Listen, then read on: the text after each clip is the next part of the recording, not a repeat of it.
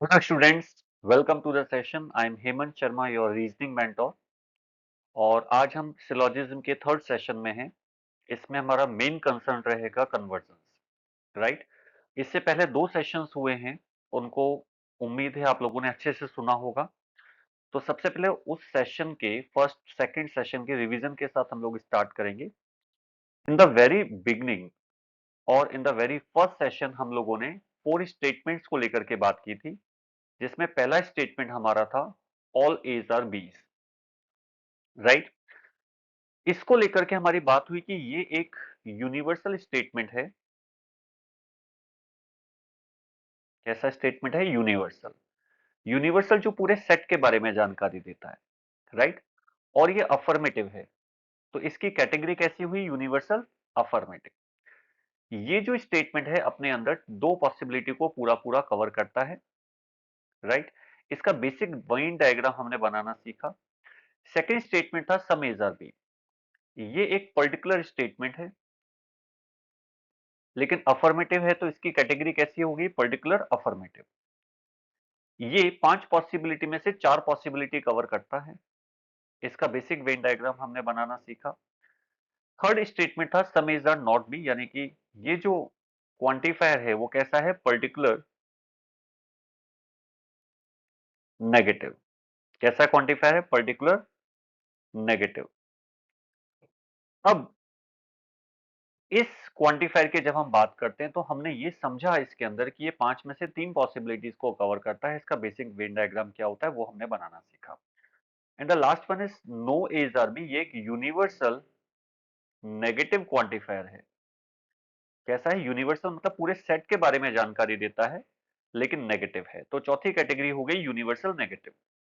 ये 5 में से सिर्फ एक पॉसिबिलिटी को कवर करता है। ये हमारी बात हो चुकी है in the very beginning, at the very beginning, और फर्स्ट सेशन के अंदर हमारी ये बात हुई है। उसके आगे जब हम बढ़े थे तो हमने ये डिस्कस किया कि जैसे आप देख रहे हैं कि फर्स्ट स्टेटमेंट यानी कि all is are B 2 possibility को कवर करता है, some is are not B बाकी 3 पॉसिबिलिटी को कवर करता है। तो ये देखा जाए तो पांचों पॉसिबिलिटी पूरी कवर कर लेते हैं, इसलिए they are the complementary pair, right. इसी तरह से मतलब ऑल के साथ सम नॉट एक कॉम्प्लीमेंट्री पेयर है, लेकिन ऑल और सम नॉट एक ऐसा कॉम्प्लीमेंट्री पेयर है जिसमें टर्म्स का ऑर्डर भी सेम होना चाहिए, क्योंकि ये रिवर्सिबल क्वांटिफायर्स नहीं होते हैं, राइट। अच्छा, सम एज आर बी ये 4 पॉसिबिलिटी को कवर करता है, ठीक। नो एज आर बी जो है ये सिंगल पॉसिबिलिटी कवर करता है। दोनों मिला करके कितनी पॉसिबिलिटी हो जाती है? 5 पॉसिबिलिटी। इसका मतलब सम एज आर बी और नो एज आर बी भी एक ईदर और का पेयर है, या आप कह सकते हैं कॉम्प्लीमेंट्री पेयर है, राइट। आप देखेंगे सम और सम नॉट, जैसा मैंने पहले भी बोला, सम और सम नॉट पांचों पॉसिबिलिटी कवर करते हैं, लेकिन उसमें दो पॉसिबिलिटी ऐसी होती हैं जो कि कॉमन होती हैं, राइट। इस वजह से हम इनको कॉम्प्लीमेंट्री पेयर तो नहीं कह सकते, लेकिन ईदर और का पेयर कह सकते हैं, क्योंकि ईदर और का पेयर है कि या तो एक सही है या दूसरा सही है, राइट। तो अगर देखा जाए तो ईदर और के 3 पेयर हैं जो हमने लास्ट सेशन तक डिस्कस किए, जिसमें पहला पेयर हमारे पास में था ऑल के साथ some not, all is are B और some is are not B. दूसरा पेयर था सम इज आर बी और नो इज आर बी, यानी कि सम के साथ नो। तीसरा पेयर था सम के साथ सम नॉट, मतलब सम इज आर बी और some is are not B. इसमें जो पहला पेयर है ऑल इज आर बी और some is are not B, ये ऑर्डर्ड पेयर है। बाकी दोनों कैसे हैं? अनऑर्डर्ड पेयर है। इस पे हमारी बात हो चुकी है। अब आज के सेशन में हम लोग अच्छा, एक बात और हुई थी हमारी कि जब हम ईदर और आंसर लगाते हैं तो उसमें पहली पहली कंडीशन क्या है कि दोनों स्टेटमेंट कैसे हो? कौन से कैटेगरी से बिलोंग करते हो। दूसरी कंडीशन ये थी कि ईदर और का पेयर एग्जिस्ट करना चाहिए। अगर ये दोनों बातें पूरी होती है तो आंसर ईदर और में जाएगा। चलिए आज के सेशन को स्टार्ट करते हैं। आज के सेशन में हम कन्वर्जन्स पे बात करने वाले हैं।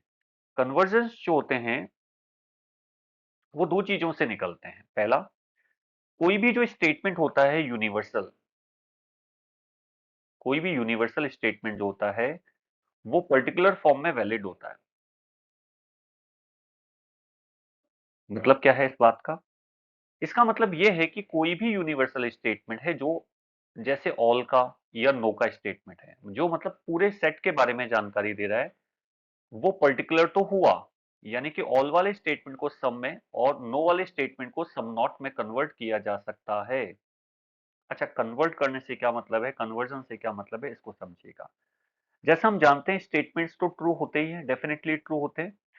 तो अगर उसको कन्वर्ट किया जाए, उसका रूप बदल करके लिखा जाए, तो ऐसा रूप, ऐसा फॉर्म जो कि डेफिनेटली ट्रू कहलाए, उसको हम कन्वर्जन बोलते हैं। यानी कि statement which is definitely true but it is drawn from the single statement, जो किससे ड्रॉ किया जाता है, एक ही स्टेटमेंट से ड्रॉ किया जाता है। तो कन्वर्जन एक तरह से सिंगल स्टेटमेंट से निकलने वाले कंक्लूजन होते हैं।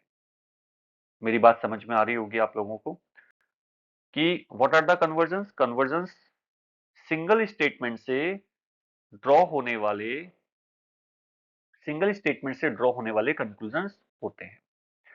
तो अगर आप देखेंगे ऑल एज आर बी, ये एक यूनिवर्सल अफर्मेटिव क्वांटिफायर है। इसका कन्वर्जन किया जाएगा तो ऑल को हम सम में लिख सकते हैं। तो क्या लिख पाएंगे, सम एज आर बी, राइट। इसका उल्टा भी सही होगा, सम बीज आर ए,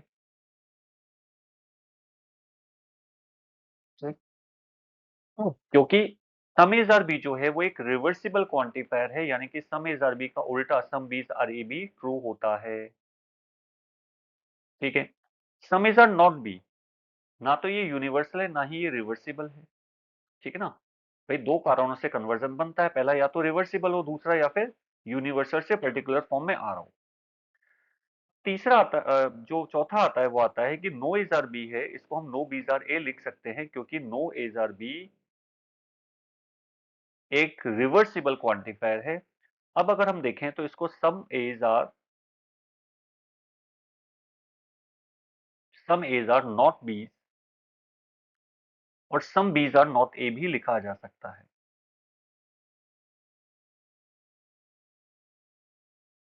पॉइंट समझ में आ रहा होगा। इसका मतलब ऑल के दो कन्वर्जन हुए, सम का एक हुआ, सम नॉट का कोई कन्वर्जन नहीं होता, और नो के तीन कन्वर्जन होते हैं। आपको इसको याद रखना है। अब बात आती है इसका यूजेस कैसे होगा, इसका क्या रोल है, कैसे यूज किया जाता है, तो इसको क्वेश्चन के जरिए समझते हैं। तो अब तक हम जो भी पढ़ चुके हैं उसको एज ए शॉर्ट फॉर्म में अगर हम देखें तो हमने स्टेटमेंट्स के बेसिक वेन डायग्राम देखे, उनके कन्वर्जन देखे और इधर और के पेयर देखे हैं। तो इसको हमें यहाँ तक नोट्स बना के रखना है। शॉर्ट नोट्स यही होने चाहिए, जैसा मैंने आपको बोला था कि आपके पास में शॉर्ट नोट्स होनी चाहिए, जिससे आप पूरे टॉपिक को एक बार में रिवाइज कर पाए। तो बेसिक सिलोजिज्म तक अगर ये चार quantifier all, some, some not और नो तक के नोट्स की बात आती है, ये इसके नोट्स हैं, राइट। चलिए आप क्वेश्चंस करते हैं जिसमें कन्वर्जन का रोल क्या होगा। जैसा आप देखते हैं यहाँ पे तीन स्टेटमेंट और चार कंक्लूजन लिखे हुए।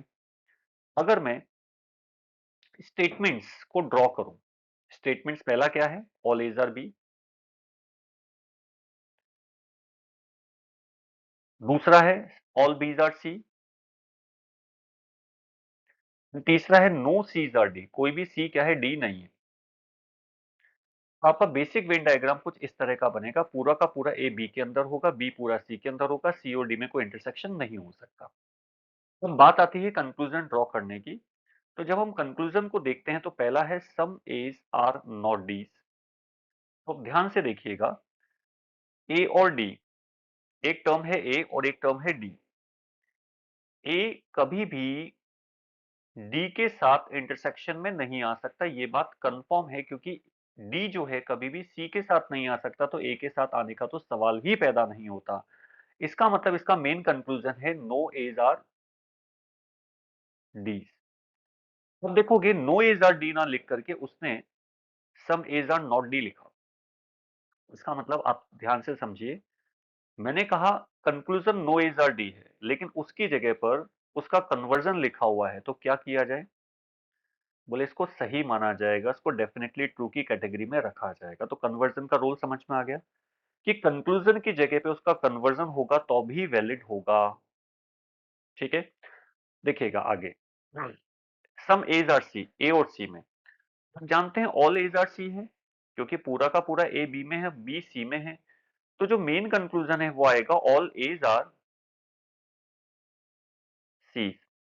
जब सारे ही ए सी हैं तो सम इज आर सी तो ट्रू हुआ ना, क्योंकि कन्वर्जन है। वापस से देखिएगा, कंक्लूजन ना लिखा हो करके उसका कन्वर्जन लिखा हुआ है, मतलब वैलिड है, बिल्कुल वैलिड है।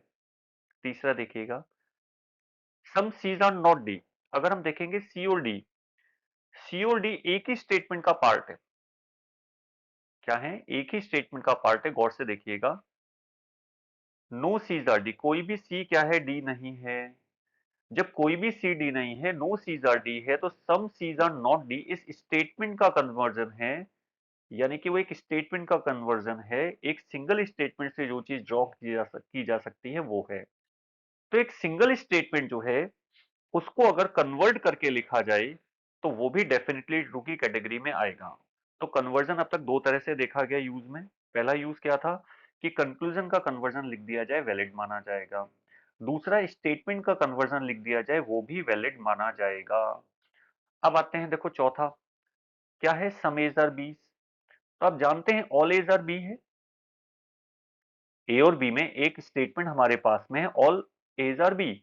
उसका कन्वर्जन लिखा हुआ है, देखिएगा, सम एज आर बी। तो इस हिसाब से आप देखेंगे चारों, फर्स्ट सेकंड थर्ड फोर्थ, चारों ही कैसे हैं? ट्रू हैं। पॉइंट समझ में आया? तो कन्वर्जन का रोल सिर्फ इतना सा ही है कि कभी कंक्लूजन ना होकर के उसका कन्वर्जन लिखा जाए, या स्टेटमेंट ना लिखा होकर के उसका कन्वर्जन लिखा जाए, तो वो वैलिड माना जाएगा। I hope it is clear.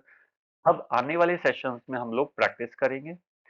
Basic syllogism यहाँ तक खत्म होता है। अब ये जो चीजें हमने अब तक सीखी हैं, इसको हम नेक्स्ट सेशन में कहीं ना कहीं क्वेश्चंस में प्रैक्टिस करेंगे, तो ये और अच्छे से क्लियर हो जाएगी। तब तक आपको मैंने जितना बताया है उतना आप नोट्स बना लें, ठीक है? और इसको याद कर लें, बिल्कुल रट लें, लर्न कर लें, समझते हुए। मतलब रटने का मतलब ये नहीं है कि बिल्कुल तोते की तरह से रट लिया, समझते हुए याद कर लें, ताकि हम नेक्स्ट सेशन में जब क्वेश्चंस प्रैक्टिस करें तो आपको कोई प्रॉब्लम ना आए। चलिए मिलते हैं नेक्स्ट सेशन में। Thank you very much for the session.